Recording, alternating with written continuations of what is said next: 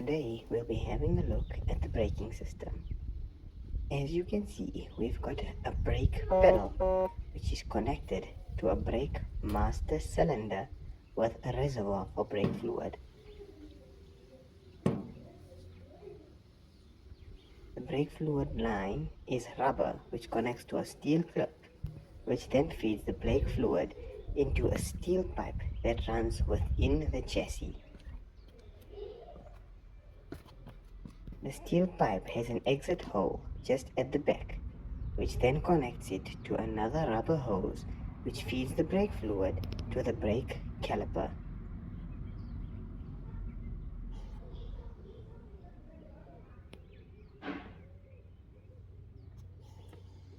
The brake caliper consists of a piston which works internally, as well as two brake pads which press against the brake disc when the brakes are applied. In order to bleed the system, we will need to fill up the reservoir with some brake fluid.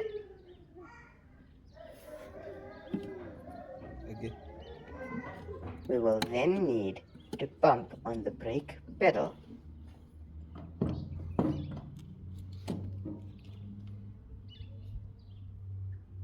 Once we've pumped it, we will then need to hold down on the brake pedal. While holding down, we will need to simultaneously open up the bleeding nipple on the brake caliper. This will allow all air to escape from the pipe. As you can see, we are now pumping the brake pedal, which is then pressing into the brake master. We'll now hold back on the pedal while simultaneously opening up the bleeding nipple.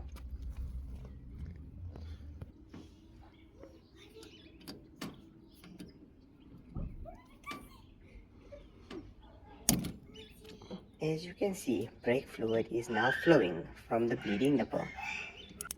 Repeat this procedure until it comes to a point when opening up the bleeding nipple only allows brake fluid to move through and not any air bubbles. Let's do a quick test once the bleeding is done. As you can see, the rear axle moves fine, but as soon as the brakes are applied, the axle is quite tight, meaning the brakes are holding relatively well. We've now got a functioning rolling chassis and a functioning braking system.